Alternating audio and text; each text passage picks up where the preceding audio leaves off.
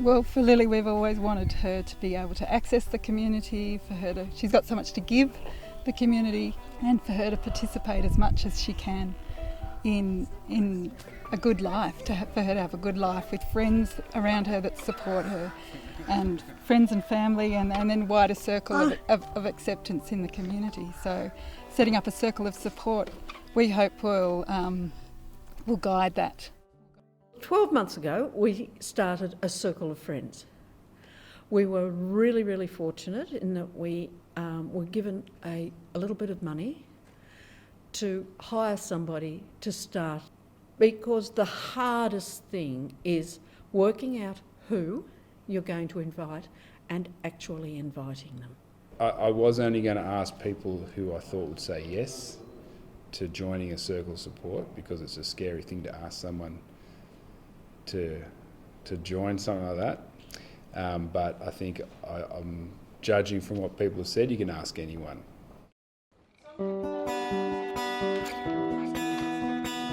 So the purpose of our retreat weekend was to get to know each other in our circles and get to practice hanging out with the focus person of the circle and actually put into practice things that we've been learning about.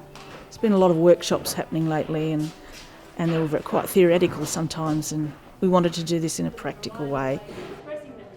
What I wanted people to get from this weekend were some very clear ideas about what I need to do next, and also to see how other people can be welcoming to our kids that have disabilities, and how it's possible for others to be interested in our kids and want to be part of their lives and actually see that for themselves and hear other people's stories about what they do and share ideas from each other and go home with that feeling of I can do this and I've got a community of people behind me. Well, a circle of support is generally a group of people who are intentionally gathered together around, in our case, a person with a disability. They are sort of recruited by the people who love that person best to come together and talk and create a future, well, create a vision first, and then work towards creating that vision into a future for the person with a disability.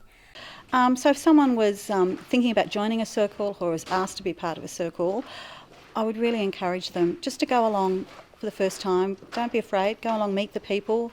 Hopefully if they've been invited to the circle, they know who the circle focus person is already, so that's one person they know.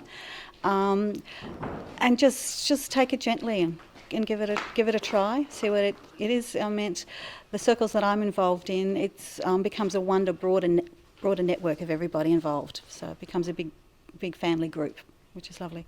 I'm 60, my husband's 65. We're getting on in age, and we need to know that when we're not here anymore, Jordan's still going to have quality of life, and safety is probably my biggest concern. So I'm very interested in setting up a microboard so that Jordan has a group around him that will be there for forever until he's not around. We all worry about our family member when what's going to happen to them when we're old, or what's going to happen when we can't look after them, or what's going to happen when we die. And so having that group of people that know your person really well and can say, hey, please don't take them horse riding, they don't like horse riding, or I want this person, I want my person to be able to go and visit and make other friends and make more friends and do more activities and have a work role, and when things go wrong, or having a group of people to help you who knows your person and is only focusing on your person. A microboard is just a more formalised version of a circle of support. Typically what happens with circles of support is they run out of steam after a couple of years, and a microboard is incorporating that circle of support, so it becomes an incorporated body, and it has a constitution, and it will be called something like, if it was my son Jackson, it might be called Jackson's Action Group.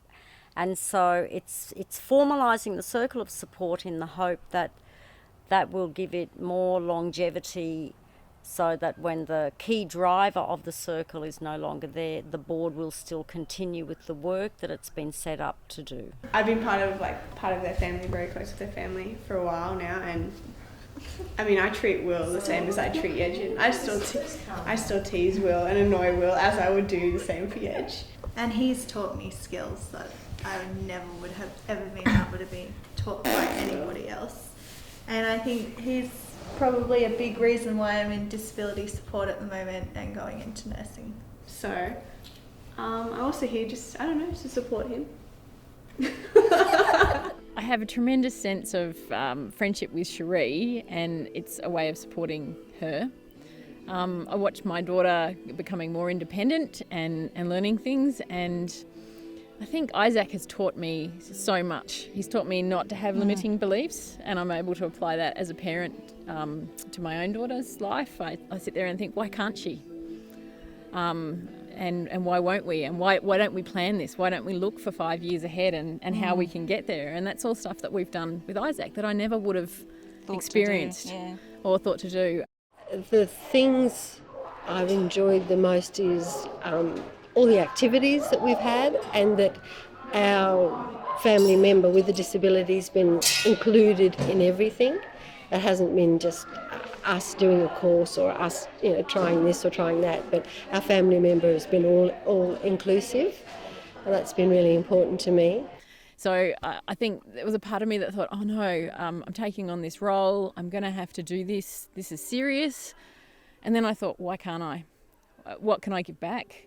And, sometimes I'll have some time with Isaac or time with the others in the group where I'm actually fed and encouraged myself.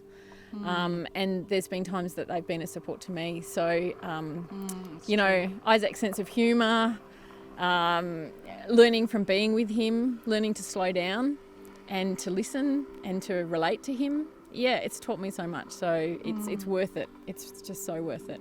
Yeah, I wouldn't ever hesitate.